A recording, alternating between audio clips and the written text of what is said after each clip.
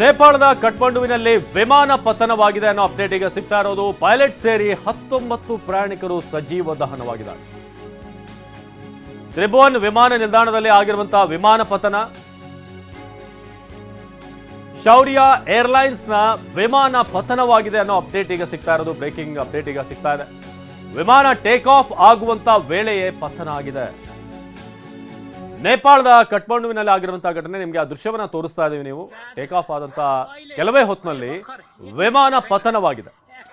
Pilot ಸೇರಿ 19 ಪ್ರಯಾಣಿಕರು ಸಜೀವ ದಹನವಾಗಿದ್ದಾರೆ. ಆ ಒಂದು ಪತನವಾಗಿರುವಂತಹ ದೃಶ್ಯವನ್ನ ನಿಮಗೆ ತೋರಿಸ್ತಾ ಇದ್ದೀವಿ. ಕಂಪ್ಲೀಟ್ ಆಗಿ ವಿಮಾನ ಸುಟ್ಟು ಕರಕಲಾಗಿದೆ.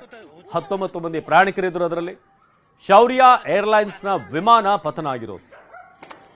ವಿಮಾನ ಟೇಕ್ ಆಫ್ ಆಗುವಂತ ವೇಳೆಯ ಪತನ ಆಗಿರುವಂತಹ ಮಾಹಿತಿ ಈಗ ಸಿಗ್ತಾ ಇದೆ. ನೀವು ದೃಶ್ಯದಲ್ಲಿ ನೋಡ್ತಾ ಇದ್ದೀರಾ ಬೆಂಕಿಯ ಕೆನ್ನಾಲಿಗೆ ಹೇಗೆ ಅಲ್ಲಿ ಹಬ್ಬಿದೆ ಅಂತ ಹೇಳಿ. ಪೈಲಟ್ ಸೇರಿ 19 ಪ್ರಯಾಣಿಕರು ಸಜೀವ ದಹನವಾಗಿದ್ದಾರೆ ಅಂತ ಸದ್ಯಕ್ಕೆ ಮಾಹಿತಿ ಸಿಗ್ತಾ ಇದೆ. ತ್ರಿಭುವನ್ ವಿಮಾನ ನಿಲ್ದಾಣದಲ್ಲಿ ಆಗಿರುವಂತಹ ಅಪಘಾತ ಇದು. ನೇಪಾಳದಲ್ಲಿ ಆಗಿರುವಂತಹ ಘಟನೆ. ಶೌರ್ಯ ಏರ್ಲೈನ್ಸ್ನ ಫ್ಲೈಟ್ ಇದು ಅಂತ ಕೂಡ ಗೊತ್ತಾಗಿದೆ.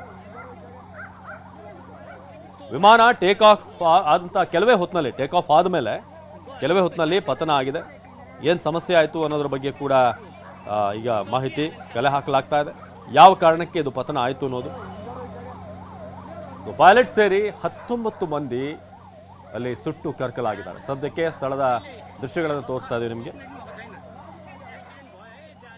ನಮ್ಮ ದೆಹಲಿಯ ಪ್ರತಿನಿಧಿ ಹರೀಶ್ ಈ ಬಗ್ಗೆ ಹೆಚ್ಚಿನ ಮಾಹಿತಿಯನ್ನು ನೀಡ್ತಾರೆ ನೇರ ಸಂಪರ್ಕದಲ್ಲಿ. ಹರೀಶ್, ಎಷ್ಟೊತ್ತಿಗೆ ಆದಂಥ ಒಂದು ದುರಂತ ಇದು, ಹೇಗೆ ಈ ಘಟನೆ ಸಂಭವಿಸಿತು? ಸದ್ಯಕ್ಕೆ ಪ್ರಾಥಮಿಕವಾಗಿ ಮಾಹಿತಿ ಏನಿದೆ ಹರೀಶ್?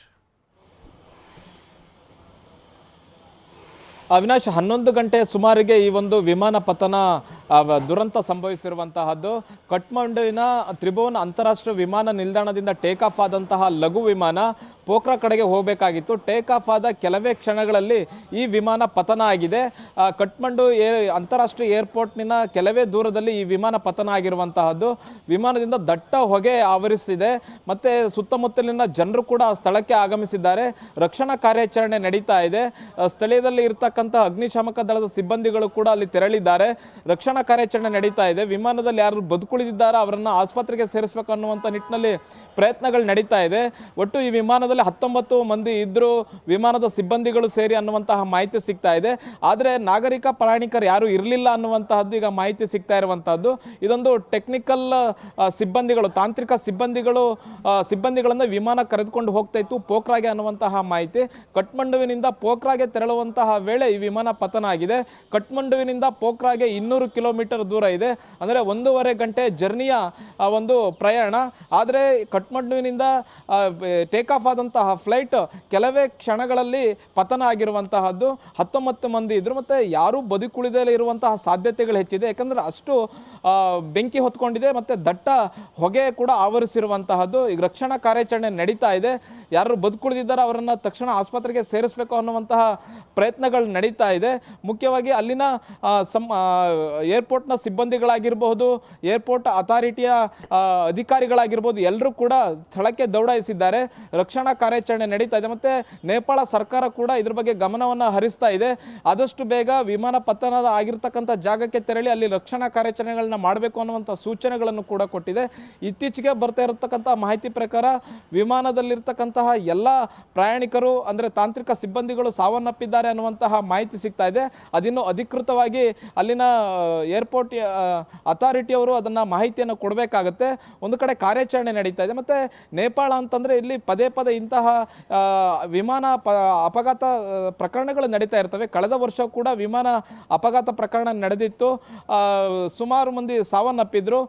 ಮತ್ತು ಈ ಅಪಘಾತಕ್ಕೆ ಕಾರಣ ಏನು ಅನ್ನುವಂಥದ್ರ ಬಗ್ಗೆ ಕೂಡ ಪ್ರಾಥಮಿಕ ತನಿಖೆಯನ್ನು ಮಾಡೋದಕ್ಕೆ ಶುರು ಮಾಡಿದ್ದಾರೆ. ಮುಖ್ಯವಾಗಿ ಒಂದು ಕಡೆ ಮಳೆ ಕೂಡ ಇದೆ. ಮಳೆಯಿಂದ ಏನಾದರೂ ಹವಾಮಾನ ವೈಪರೀತ್ಯದಿಂದ ಏನಾದರೂ ವಿಮಾನ ಪತನ ಆಯಿತಾ ಅಥವಾ ತಾಂತ್ರಿಕ ಸಮಸ್ಯೆಯಿಂದ ಏನಾದರೂ ವಿಮಾನ ಪತನ ಆಯಿತಾ ಅನ್ನುವಂಥದ್ರ ಬಗ್ಗೆ ತನಿಖೆಯನ್ನು ಮಾಡಲಾಗ್ತಿದೆ. ಮುಖ್ಯವಾಗಿ ಈ ಒಂದು ವಿಮಾನದಲ್ಲಿ ತಾಂತ್ರಿಕ ಸಿಬ್ಬಂದಿಗಳೇ ಇದ್ರು. ಅವರು ಕಠ್ಮಂಡುವಿನಿಂದ ಪೋಖ್ರಾಗೆ ತೆರಳುತ್ತಾ ಇದ್ರು. ತಾಂತ್ರಿಕ ಸಿಬ್ಬಂದಿಗಳಾಗಿರೋದ್ರಿಂದ ಇಲ್ಲಿ ಯಾರು ನಾಗರಿಕ ಪ್ರಯಾಣಿಕರು ಇರಲಿಲ್ಲ ಅನ್ನುವಂತಹ ಮಾಹಿತಿ ಸಿಗ್ತಾ ಇದೆ. ಇನ್ನಷ್ಟು ಮಾಹಿತಿ ಬರಬೇಕಾಗಿದೆ. ಆದರೆ ಈಗ ರಕ್ಷಣಾ ಕಾರ್ಯಾಚರಣೆ ನಡೀತಾ ಇದೆ. ಬೆಂಕಿ ಹೊತ್ತಿದ್ಕೊಂಡಂತಹ ವಿಮಾನದಲ್ಲಿ ಈಗ ಬೆಂಕಿ ನಂದಿಸುವಂತಹ ಕೆಲಸ ನಡೀತಾ ಇದೆ. ಯಾರಾದರೂ ಬದುಕಿದ್ದಾರಾ ಅನ್ನುವಂಥದ್ದನ್ನು ನೋಡ್ತಾ ಇದ್ದಾರೆ. ಅವ್ರು ಬದುಕಿದ್ದಂಥವ್ರನ್ನ ಆಸ್ಪತ್ರೆಗೆ ಸೇರಿಸಬೇಕು ಅನ್ನುವಂಥ ನಿಟ್ಟಿನಲ್ಲಿ ರಕ್ಷಣಾ ಕಾರ್ಯಾಚರಣೆ ಮಾಡ್ತಾ ಇದೆ. ಮತ್ತೆ ಸ್ಥಳದಲ್ಲಿ ಗಮನಿಸಬಹುದು, ಸಾಕಷ್ಟು ಮಂದಿ ಅಲ್ಲಿನ ಸ್ಥಳೀಯರು ನೆರೆದಿದ್ದಾರೆ. ರಕ್ಷಣಾ ಸಿಬ್ಬಂದಿಗಳು ಬಂದಿದ್ದಾರೆ. ಅವರು ಕೂಡ ರಕ್ಷಣಾ ಕಾರ್ಯಾಚರಣೆಯನ್ನು ಮಾಡ್ತಾ ಇದ್ದಾರೆ. ಕಠ್ಮಂಡು ಸರ್ಕಾರ ಕೂಡ ಸಂಪೂರ್ಣವಾದ ಸಾಥನ್ನು ನೀಡ್ತಾ ಇದೆ ರಕ್ಷಣಾ ಕಾರ್ಯಾಚರಣೆಗೆ. ಮತ್ತೆ ಮುಖ್ಯವಾಗಿ ಸ್ಥಳೀಯ ಏರ್ಪೋರ್ಟ್ನ ಅಧಿಕಾರಿಗಳು ಕೂಡ ಸ್ಥಳಕ್ಕೆ ದೌಡಾಯಿಸಿದ್ದಾರೆ, ರಕ್ಷಣಾ ಕಾರ್ಯಾಚರಣೆಯಲ್ಲಿ ಭಾಗಿಯಾಗಿದ್ದಾರೆ. ಅವಿನಾಶ, ಧನ್ಯವಾದ ಹರೀಶ್.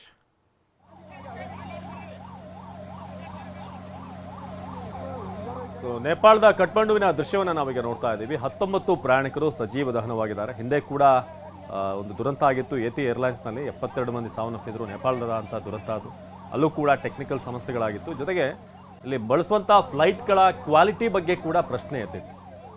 ಏನು ಫ್ಲೈಟ್ಗಳನ್ನು ಬಳಸ್ತಾರೆ, ಅದರಲ್ಲಿರುವಂಥ ಕ್ವಾಲಿಟಿ ಹೇಗೆ, ಸೊ ಆಗಾಗ ಏನು ರಿಪೇರ್ಗಳಾಗಬೇಕು ಅದರ ಬಗ್ಗೆ, ಅಂದರೆ ತಾಂತ್ರಿಕವಾಗಿ ಕಂಪ್ಲೀಟ್ ಆಗಿ ಪರ್ಫೆಕ್ಟ್ ಆಗಿರುವಂಥ ವಿಮಾನಗಳನ್ನು ಇವರು ಬಳಸ್ತಾ ಇದ್ದಾರಾ ಅನ್ನೋದು ಕೂಡ ಈಗ ಪ್ರಶ್ನೆ ಆಗಿದೆ. ನೋಡ್ತಾ ಇದ್ದೀವಿ ಮತ್ತೊಂದಷ್ಟು ಹತ್ತಿರದ ದೃಶ್ಯಗಳನ್ನ, ಹೇಗೆ ಕಂಪ್ಲೀಟ್ ಆಗಿ ವಿಮಾನ ಸುಟ್ಟು ಕರಕಲಾಗಿದೆ. ಬಹುತೇಕ ಅದರಲ್ಲಿ ಪ್ರಯಾಣ ಬೆಳೆಸಿದಂಥ ಪ್ರತಿಯೊಬ್ಬರೂ ಕೂಡ ಸಾವನ್ನಪ್ಪಿರುವಂಥದ್ದು ಈಗ ಗೊತ್ತಾಗಿದೆ.